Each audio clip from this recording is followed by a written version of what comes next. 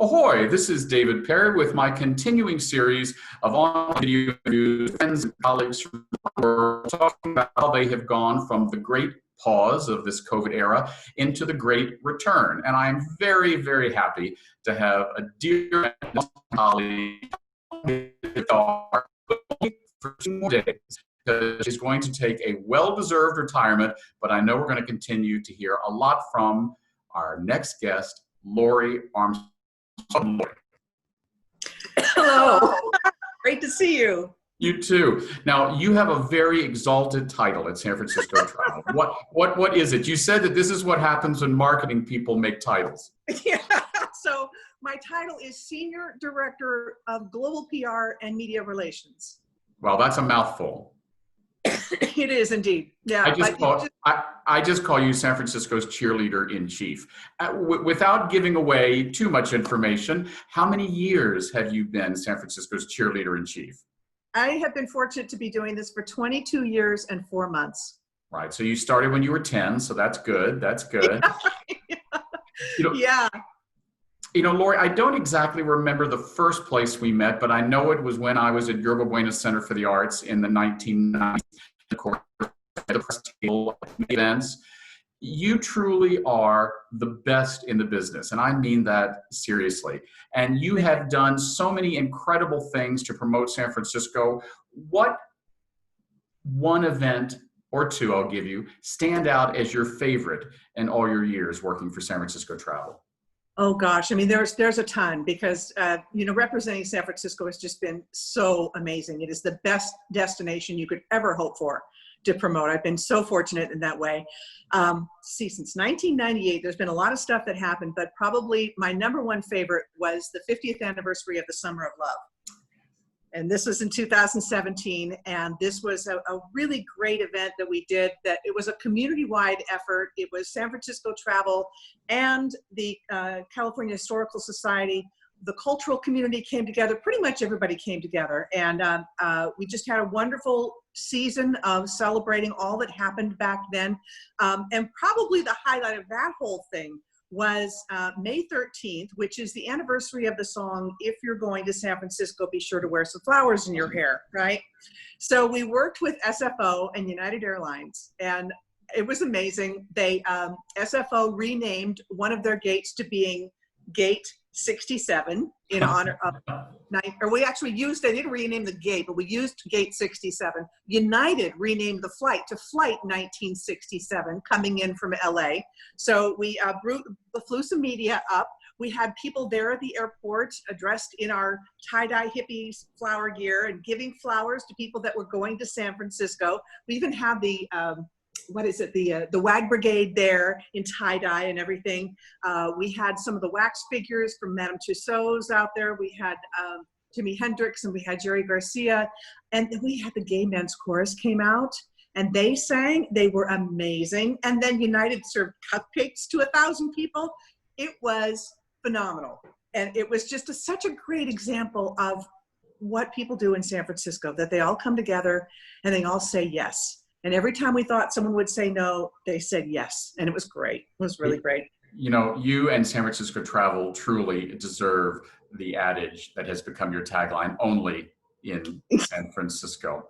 Before you came to San Francisco Travel, though, you have already had a long and illustrious career in public relations communications. Since this is a historic interview, take us through where did Laurie Armstrong Gossy come from before she ended up here on my computer screen? How did this happen, right? Yeah. So, gosh, what happened? Well, I'm sure several of your viewers are Aggies, so I was a proud graduate of UC Davis. Went from there, and I'll tell you a little sidebar story. The summer between my junior and senior year, I still wasn't sure what I was going to be doing with my life, and I went to work. They had a program at the Santa Rosa Junior College called SRT, Summer Repertory Theater, and a whole bunch of us, I was kind of a theater geek, can you tell? Anyway, so we all went and worked in the theater for that summer, and they put me in the promotions and box office department. And that summer was my first exposure to PR and communications and promotions and sort of thing. And I kind of had what I think of as my Jerry Maguire moment. I came up with my mission statement. My mission is I'm going to make my living telling people about things I like.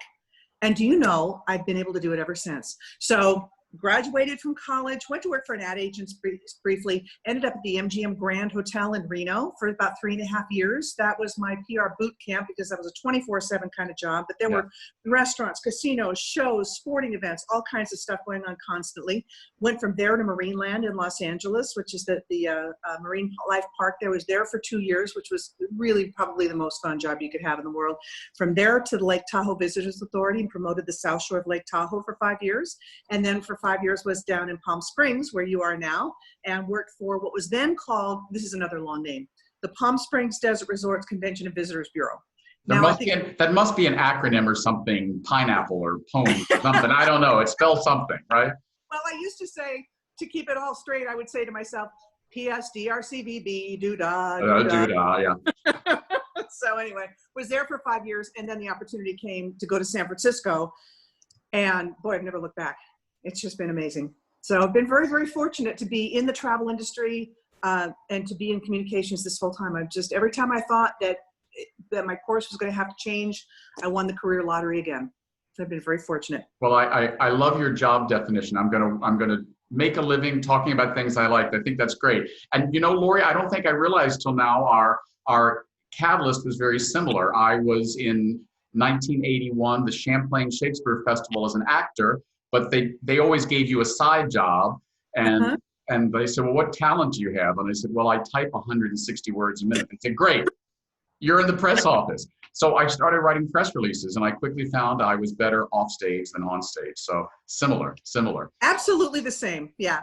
And you know, I'm gonna out you a little bit because you also have one of my favorite romantic stories. Alfredo and I have talked about this. You actually ended up marrying your high school sweetheart. Tell people about that, because I know it's public domain. I've seen it in the paper, so I'm not doing anything out of school.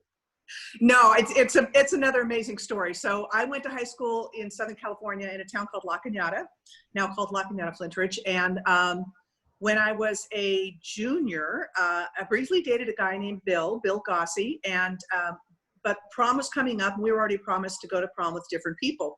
We did have one rather hot dance at the prom, after which my older brother rightly pulled me aside and said, you dance with the one that brought you, and he was absolutely right.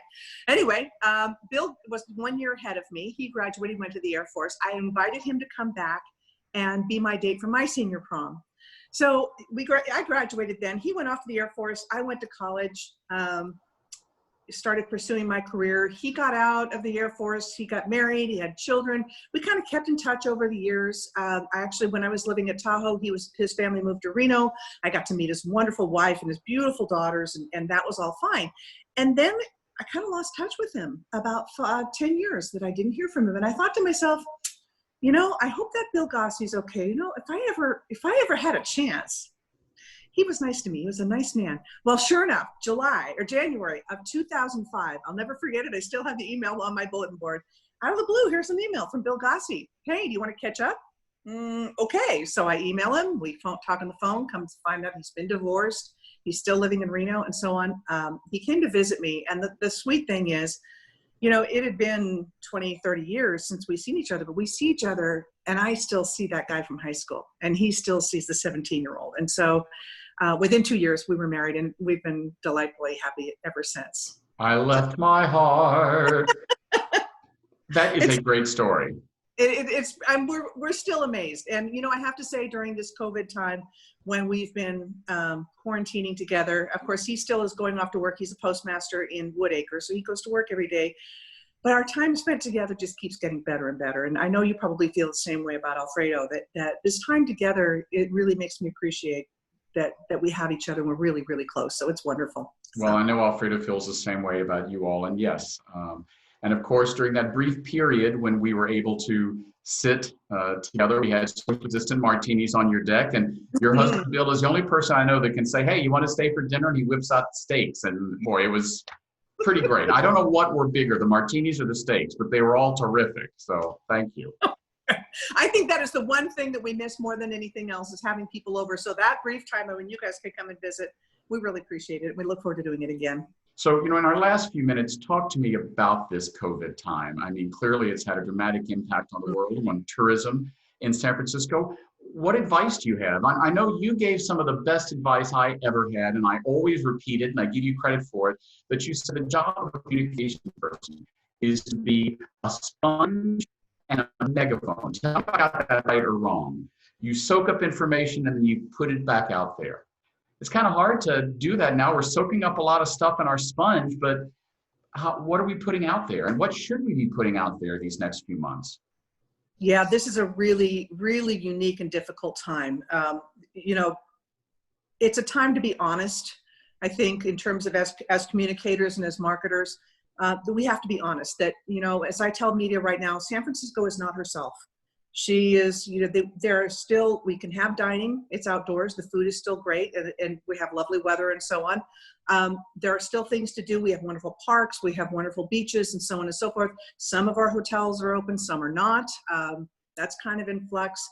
But there's no performing arts, there's no indoor museums, so we're really challenged right now. So as much as we want to tell the world, come to San Francisco because we need the business and we miss the people and we want everybody to be here, this is perhaps not the time for us to be doing that. But on the other hand, this is a time for us to stay in touch with our customers, to reach out, make sure that they know we love them, and to encourage them to remember that they love us as well. So for example, we've just started a program called the Safe Travel Pledge.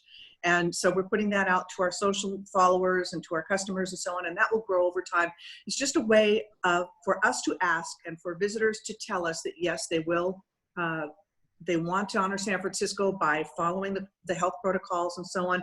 But having that connection, I think that pledge helps us to strengthen that connection that, you know, we know people love San Francisco. We want them to come back. And I think it keeps it top of mind. Very strange time. We just kind of have to be patient and wait for the next best thing that happens. I'm with you. You and I are both, I think, what do you call it? Pragmatic optimists? Pragmatic optimists. Exactly what we are. We're going to get through this. It is a challenge.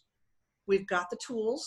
We've got our masks. We've got social distancing. We've got good science. We just need to stay the course and we will get there. But it is indeed a terribly challenging time for the industry. And I've never seen anything like it.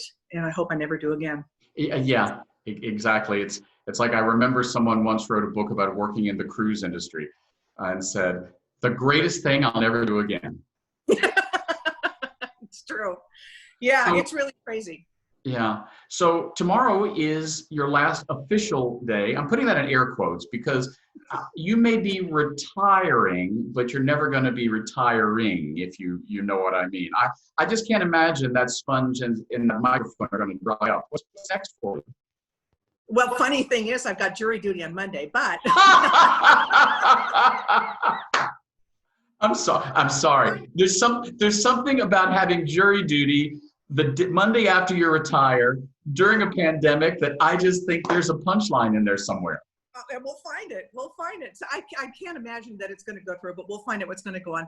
I think, frankly, I'm going to take about a 2-week nap. I mean, mentally just kind of boil down. You know, it's funny because when you leave a job, of course, they compensate you for the unused vacation time.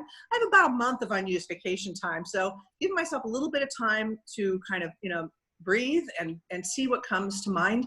I've got a couple projects that I'm working on. One is I'm a member of the Society of American Travel Writers, and I'm co-chair of their convention that's coming up in October. Yes, I think I've already signed up for it. Oh, I hope so. I hope so. It was initially supposed to be in Milwaukee, which is a wonderful city, but they had to pivot to being virtual. So now I get to learn how to put on a virtual convention, which is going to be very cool. So that's happening. And then I am just open to the universe to see what comes next and see what happens. Well, I think it'll be fun. I know that Alfredo and I are planning on being in Northern California soon. As you know, we're back and forth for work, but lately it's been back and forth in a Zoom room. But when we do, I'm hoping we'll be able to gather for socially distant martinis and steaks on your patio. And down here in Palm Springs, you know, you've got a lot of fans down here. All I have to say is I know Laurie Armstrong, and I get the best seat anywhere on the socially distant patios. Everyone knows you. Oh, that's wonderful. I have been so fortunate. That has been the best thing. Although I've had the opportunity to promote some of the most wonderful parts of California and the West. But the best part has been the people. It's the people I've met. And they started as colleagues and they become friends. You and Alfredo for sure. And these are people like yourself that are just such wonderful professionals, so creative and committed to what you do. I really appreciate what you're doing. And I look to how you kind of diversified your life. You know, you went from being kind of in a PR world to public affairs and crisis communications and so many other things. So hats off to you, David. Thank you. Any closing words of wisdom for anyone who may want to go into the public relations field? You know, I would say, you know, you and I talked about this a couple of weeks ago in a webinar that we did together. I think, you know, if you're going to be a communicator, learn every type of communication and do learn how to write. Be a good writer. That'll start everything off. Great. Yeah. Laurie Armstrong Gossy, a friend, a colleague, without exaggeration, it's just a fact. The best in the business. You've left your heart in San Francisco, but I'm telling you, anyone who's ever worked with you has left a big piece of their heart with you in your Rolodex. Thank you, Laurie Armstrong. Thank you. Thank you very much, David. Ahoy.